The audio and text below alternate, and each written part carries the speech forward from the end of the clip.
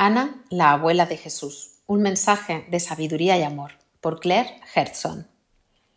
Capítulo 25. Las infancias de María Magdalena y Mariam. Voy a compartir ahora contigo, pues es el deseo de tu corazón y el mío, cómo la joven María, más tarde conocida como María Magdalena y alma gemela de Yeshua, fue educada y preparada para su gran obra. Mientras que su padre, José de Arimatea, siguió viviendo y trabajando en Jerusalén, la joven María se crió con su madre, María de Magdala, y su tía Marta, en su espaciosa casa de campo en Betania. Ella disfrutaba de la belleza del patio interior abierto y soleado, y la luz que se filtraba en las habitaciones adyacentes. Marta nunca se casó, así que fue una gran bendición cuando su hermano mayor, José, y su primera esposa, Eunice Salomé, establecieron su segunda casa en Betania y le pidieron que cuidara de ella. José no escatimó ningún gasto en la expansión de la residencia cuando su nueva esposa, María de Magdala, fue a vivir con Marta, unos 14 años después de que Eunice Salomé muriera. Marta cuidadosamente preparó la casa como un santuario de luz y belleza de diversas culturas. La preciosa casa estaba llena de colecciones de arte de Grecia, Egipto y otros lugares cercanos y lejanos. Fue en este ambiente que nuestra joven María, como la llamábamos, desarrolló su sensibilidad hacia las cosas que crecen y hacia las personas que buscaban en su tía y en su madre consejo o remedios. La joven María amaba a su madre con un amor posesivo, casi feroz, como una leona protege a sus crías. Cuando era pequeña observaba a su madre y a su tía como un halcón y luego fingía que tenía las mismas habilidades de curación que ellas con sus muñecas, los pequeños animales domésticos, las aves de corral y los pájaros heridos. Cuando los animales se curaban, se hizo evidente que la niña tenía un don de sanación. A la joven María le encantaba caminar por el desierto con su madre, a la salida y la puesta del sol. Allí se hizo amiga de muchos animales salvajes y los convirtió en sus mascotas. Algunos de estos animales eran lagartos, serpientes, roedores, aves, perros salvajes y gatos. A Marta, que ya era anciana y padecía dolencias, no le gustaban demasiado las fieras de su sobrina e insistía que los animales se mantuvieran en el establo, lejos de la casa principal. Sin embargo, a veces la joven María se escondía en el armario de su habitación para dar leche a alguna de sus mascotas, y en otras ocasiones Marta encontraba una caja con gatitos recién nacidos mientras limpiaba. El colmo fue cuando Marta abrió una de sus cestas y encontró una serpiente venenosa enroscada en su interior. A partir de entonces, la joven María no pudo traer serpientes a casa. Cada solsticio y equinoccio, María de Magdala viajaba a su pueblo natal de Magdala para oficiar como sacerdotisa en el templo gruta de la diosa, el aspecto femenino divino de Dios. En estas ocasiones, su hija siempre iba con ella. Así fue como a una edad muy temprana la joven María aprendió sobre la Gran Madre, sus rituales, ceremonias, canciones, ritmos y ciclos. Cuando era niña se podía ver a la joven María sentada en silencio, manteniendo su dorada mirada concentrada durante horas y horas. A veces un vapor blanquecino aparecía ante ella o la envolvía. En esta niebla, los que tenían ojos para ver podían contemplar ángeles o seres de otras dimensiones y mundos. A veces, justo enfrente de mi nieta o en sus manos, aparecía comida, monedas, joyas, estatuillas o aceites dulcemente perfumados. Entonces ella parpadeaba, sonreía, se reía intensamente y luego compartía el tesoro con todos. Se quedaba muy poco para ella misma. Le encantaba dar los frutos de esos momentos mágicos a su familia y a los ayudantes domésticos. A medida que crecía y otras doncellas iniciadas se comparaban desfavorablemente con ella, la joven María se abstuvo de compartir públicamente sus dones mágicos. Evitaba, en la medida de lo posible, las observaciones celosas de rechazo y separación de sus compañeros. A menudo su almohada amanecía mojada de lágrimas, porque se sentía sola e incomprendida. Dirigiéndose a su madre y a sus amigos invisibles en busca de consuelo, encontró propósito y dirección en su vida. A esos retos de la joven María se añadían las miradas elusivas y los comentarios hostiles de los fariseos ortodoxos y los saduceos aristocráticos, cuando ella y su madre iban al mercado o visitaban a alguno de sus primos en los pueblos entre Betania y Magdala. Cuando estaban en casa, en Betania, rara vez salían a la calle, y muy pocas veces se aventuraban a unirse a las multitudes de Jerusalén. La razón para mantenerse ocultas y viajar de incógnito era que los sacerdotes patriarcales judíos y sus esposas se habían vuelto cada vez más hostiles hacia la adoración a la Madre Divina o a la Sagrada Shekinah. El sacerdocio buscaba controlar la capacidad de las personas de tener un conocimiento directo de Dios en su interior, colocándose a sí mismos como intermediarios entre el que busca y Dios. Desconfiaban de las formas de revelación directa de Shekinah y a menudo las abominaban. Despreciaban a Isis, a Inanna y a otras representaciones de la Gran Madre, porque no podían hacer uso de la diosa para sus propios fines. Las mujeres que tenían conocimiento sobre las antiguas tradiciones matriarcales eran percibidas como una amenaza, porque no podían ser controladas con facilidad y también porque tenían poderes que el sacerdocio codiciaba para sí mismos. Por lo tanto, muchos de los hombres que ocupaban puestos de autoridad religiosa despreciaban a las mujeres, generalmente como tentadoras, responsables de la caída de la humanidad y la corrupción de la carne. La mayoría de los esposos mantenían a sus esposas e hijas como posesiones, ignorantes y prácticamente esclavas, para sus placeres físicos y para que les proporcionaran herederos. Las mujeres que eran conocidas por su adoración a la diosa eran a menudo tildadas de prostitutas y rameras. Esta situación se complicaba aún más por el hecho de que José de Arimatea ocupaba el cargo de consejero adjunto del Sanedrín, el cuerpo legislativo y judicial que regía a los pueblos que practicaban la ley de Moisés. Esta delicada situación requería mantener en secreto la relación de José con su esposa, que era una suma iniciada y sacerdotisa de la diosa. Por lo tanto, María de Magdala y su hija se retiraron a una vida más bien oculta dentro de su propia casa. En este clima de desconfianza, la joven María se volvió recelosa de los hombres, especialmente de aquellos con posiciones de autoridad. Su naturaleza sensible cuestionaba un sistema tan dogmático e hipócrita que tenía tanto impacto en la relación entre su padre y su madre. A pesar de su repulsión por esta situación, se sentía atraída por los hombres que, como su padre, eran amables y sabios, y que podían apreciarla más allá de su belleza exterior y feminidad. Le parecía que su padre nunca estaba lo suficiente en casa. Ella florecía cuando él estaba cerca, y se volvía retirada y hosca sin comer por un día o dos cuando José de Arimatea se iba a Jerusalén o a los largos viajes a lugares que ella anhelaba visitar. Cuando su querido padre estaba en casa, sentaba a la joven María en sus rodillas y le contaba historias de sus aventuras y compartía los regalos de sus viajes. Los regalos eran verdaderamente hermosos, sin embargo, no eran tan valiosos como los brazos amorosos y la amable cara con espesa barba de José. La joven María amaba el olor viril de su padre y mostraba de manera obvia a todas las personas de la casa su deseo de atención. La joven María solo veía a los hijos mayores de su madre, Tomás, Mateo y Susana, cuando iban a visitarlos a Cafarnaúm y a Magdala. Cuando la joven María tenía 7 años, tuvo que aprender a compartir la atención de sus padres con 2 hermanos menores, Lázaro, que era 5 años más joven que María, y Marta, un bebé 6 años y medio más pequeño. Con Lázaro tuvo siempre una estrecha relación. Con Marta, sin embargo, parecía haber un antiguo patrón kármico de desconfianza y competencia que solo fue resuelto años más tarde.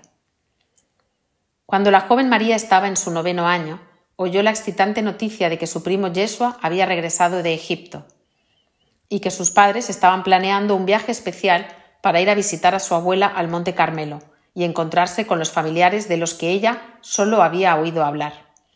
¿Cómo serían Yeshua, Santiago, Judas, José, Ruth y Mariam?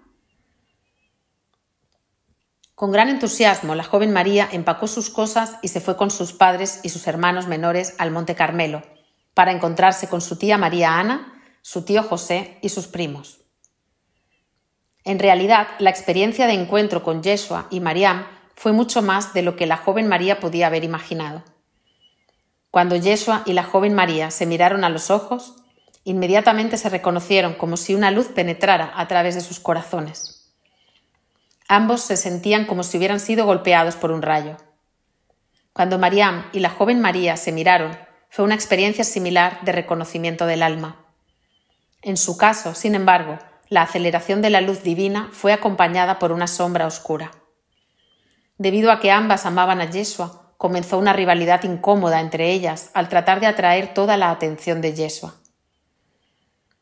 Esta espina de discordia entre Mariam y la joven María creció con los años, a medida que se acercaban a la pubertad, y se convirtió en la gran prueba de amor divino que acompañó a las dos a través de sus iniciaciones. Yeshua se enfrentó con los sentimientos intensos que surgieron en su corazón y se debatió a una edad temprana entre estos dos grandes amores de su vida. Él sabía que su destino estaba entrelazado con ambas, pero ¿cómo? Durante los siguientes 4 años, la joven María vino al Carmelo con su madre en varias ocasiones. Y aunque Yeshua estaba encantado de ver a su prima, también se sentía aliviado cuando llegaba el momento en que ella regresaba a su casa en Betania. A menudo se encontraba con ella en sus sueños, y aunque echaba de menos a la joven María, se alegraba de que solo estuviera Mariam en el Monte Carmelo, mientras enfocaba sus energías en las muchas tareas que requerían su atención. En cuanto a la joven María, aquel primer encuentro con Yeshua a la edad de 8 años constituyó el punto decisivo de su vida, y desde ese momento empezó a saber cada vez con más profundidad quién era y para qué se había encarnado en la tierra. Cuando la joven María cumplió 13 años, sus padres la llevaron al Monte Carmelo durante los preparativos finales antes de que Yeshua se marchara a Gran Bretaña con José de Arimatea. Su madre ya había empezado a iniciarla en los misterios de la Orden de las Magdalenas, en la gruta de la Gran Madre en Magdala. Sin embargo, nunca se le había requerido que practicara una disciplina de manera constante. Y entonces, con grandes esperanzas y expectativas, comencé mi trabajo con la que llamas María Magdalena. No fue fácil para la joven María dejar la comodidad de su casa de Betania y el lujo de tener muy pocas necesidades que atender en los asuntos domésticos. Tales preocupaciones domésticas estaban bien atendidas por su tía Marta y sus doncellas. Fue un duro golpe cuando la joven mimada trató de ajustarse a los requisitos comunales de compartirlo todo, vivir en condiciones bastante austeras y entregar su libertad de hacer lo que quisiera a los estrictos códigos de conducta monástica, ritual y rutinaria. Por otra parte, al haber aprendido a desconfiar del autoritarismo patriarcado dogmático de los fariseos y los saduceos, comenzó a rebelarse contra la disciplina tradicional de nuestra comunidad esenia. Durante la mayor parte de ese primer año ofrecía resistencia y era petulante, tratando de ganar favores y trato especial a través de manipulaciones carismáticas que le habían funcionado muy bien en Betania. Veíamos a menudo a la joven María haciendo pucheros, burlándose de otros niños y niñas, escapándose y a veces desafiando con determinación las reglas que habían gobernado y mantenido a la comunidad del Monte Carmelo por siglos. Nunca antes había habido otra persona que cuestionara la autoridad del Monte Carmelo como ella, perturbando la paz de jóvenes y viejos. Tener a esta adolescente rebelde en medio de nosotros era como vivir con un lobo que se siente acorralado o una avispa que muestra constantemente su aguijón. Su madre no pudo convencer a la joven María de que se ajustara al nivel requerido a los que querían iniciarse en el Monte Carmelo. Todos nos preguntábamos si conseguiría pasar su primer año. Después de que su madre y sus hermanos menores regresaran a Betania, la joven María pasó por un periodo muy difícil durante varios meses. Entró en huelga de hambre y se negó a comer. Bufaba y escupía como una fiera cuando se la invitaba a recordar las tareas desatendidas. No sabíamos qué hacer para que se sintiera como en casa en el Monte Carmelo. María Ana vino a ver si podía ayudar, pero incluso sus intentos para consolar a su sobrina fueron rechazados. Tan grande era la influencia que la joven María ejercía en nosotros, que era como si una nube negra se hubiera cernido sobre nuestra comunidad. a pesar de que tratáramos de poner toda nuestra atención en las metas comunes que normalmente nos habrían traído gran paz. Así pasaron los meses, hasta que la llegada del invierno, los vientos fríos, el aguanieve, el granizo y las heladas consumieron profundamente nuestra reserva de paciencia.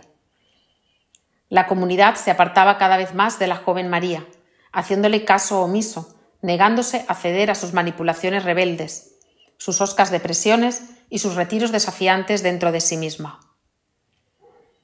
Cada vez que iba hacia mi amada nieta, con mi corazón angustiado por su bienestar, ella apartaba su vista. Mirando hacia abajo, con las lágrimas brotando de sus ojos, se alejaba de mí como si se estuviera liberando de un captor. Una vez la encontré llorando en un almacén oscuro. La abracé y entonces ella comenzó a gritar, rompiéndome la túnica y el delantal con sus ojos enloquecidos de dolor y angustia. «Es culpa tuya que esté aquí. No quiero estar aquí. Te odio. Nunca te perdonaré por apartarme de mi madre y de mi padre», gritó. Cuando la dejé ir, me sentí confundida y torturada por demonios de duda, remordimiento y culpa. Comencé a cuestionar los métodos tradicionales de enseñanza de los misterios antiguos y me pregunté si la joven María tenía razón al exigir reformas. No sabía qué hacer. Así que encomendé a nuestra joven rebelde al Señor Altísimo y le pedí al arcángel Gabriel que me ayudara a encontrar una manera de curar su corazón. También comencé a mirar al Monte Carmelo a través de los ojos de la joven María. Los ancianos del Carmelo decidimos que la joven María sería escoltada de regreso a su casa en Betania. La noche en que se tomó esa decisión, ella se puso muy enferma del corazón y los pulmones. Su cuerpo delgado se estremecía con fiebre alta y una tos profunda. Mariam, que tenía su camastro en el dormitorio de las jóvenes doncellas, al igual que la joven María, vino a darme la noticia de que su prima empeoraba. Reuní a varias mujeres que eran expertas en sanación para que vinieran conmigo, y llevamos a la joven María a la enfermería. Aunque Mariam había recibido críticas hirientes de María, y aunque continuamente se había comparado desfavorablemente con su prima, comenzó a sentir un amor por ella que no había sentido antes. Mariam también comenzó a darse cuenta de que solo ella entendía a la joven María, de quien todos se habían distanciado. Entendió su anhelo por estar con sus padres, su mal humor y su rebelión contra la estricta disciplina y piedad del Monte Carmelo. En definitiva, entendía por qué su prima se había vuelto distante, retirada e insensible. Mariam comprendió que su prima era más parecida a ella que cualquier otra persona que conocía. La diferencia esencial entre ellas era que la joven María no dudaba en ser una reformadora activa del mundo exterior, mientras que Mariam prefería armonizar la discordia de manera invisible en los planos internos. Mariam estuvo esa noche con su prima, cuyo silencio decía a gritos que estaba decidida a dejar el Carmelo de una manera o de otra. Cuando le comunicamos a la joven María la decisión de los ancianos de que podía regresar a Betania, su rostro se iluminó. Sin embargo, las muchas semanas de pasar hambre habían pasado factura. La fiebre se intensificó y escupía sangre. Mariam tomó la determinación valiente de ayudar a su prima con toda su fuerza. Trajo su camastro y se acostó al lado de la joven María. Colocó la manta por encima de ambas y abrazó el frágil cuerpo de su prima, que a veces sudaba profusamente y otras veces se convulsionaba de escalofríos. Esa noche ambas encontraron de alguna manera una profunda curación. De vez en cuando yo relevaba a Mariam para que pudiera atender sus necesidades corporales y el ritual del lavado. Además de cuidados, la joven María encontró en Mariam una amiga fiel con la que podía abrir su corazón dolorido. Y así fue como ambas comenzaron a reconocerse verdaderamente. Encontraron consuelo proporcionando un bálsamo curativo al corazón roto de la otra. Sin embargo, seguía habiendo una púa de celos debido a su amor mutuo por Yeshua y su fantasía reprimida de que algún día él elegiría en matrimonio a una sobre la otra. Aunque esta espina continuaría siendo una prueba para ellas durante el resto de sus primeros años, abrieron sus corazones la una a la otra, como solo las almas gemelas pueden hacerlo, una vez que pueden ver a través del velo de la desconfianza. Se envió un mensajero a Betania para que María de Magdala viniera a estar con su hija enferma, evaluar la situación y quizás llevarla de vuelta a Betania. Durante los días que esperaba a su madre, la joven María comenzó a cambiar. Aunque estaba débil, comenzó a agradecer el rico caldo de hierbas y las caricias que yo le daba. Finalmente, una luz brillante salía de los ojos dorados de la joven María, mientras Mariam recitaba poemas secretos de amor que ella había escrito. Le gustaba cepillar el largo pelo y caoba de su prima, que al igual que su propio cabello negro azabache, era densamente rizado. Mariam escuchaba, como nadie lo había hecho antes, sus historias de la infancia en soledad y su gran amor por su madre y por su padre. De todas sus historias, las fantasías románticas y los sueños problemáticos que la joven María tenía con Yeshua eran las palabras que Mariam escuchaba con cada latido de su corazón. Descubrió que los problemas y los sueños de su prima eran iguales a los suyos. Vaciando los corazones de la una a la otra, se unieron y se sanaron. María de Magdala llegó y encontró en su hija a una joven novicia madura, que había pasado una prueba muy ardua.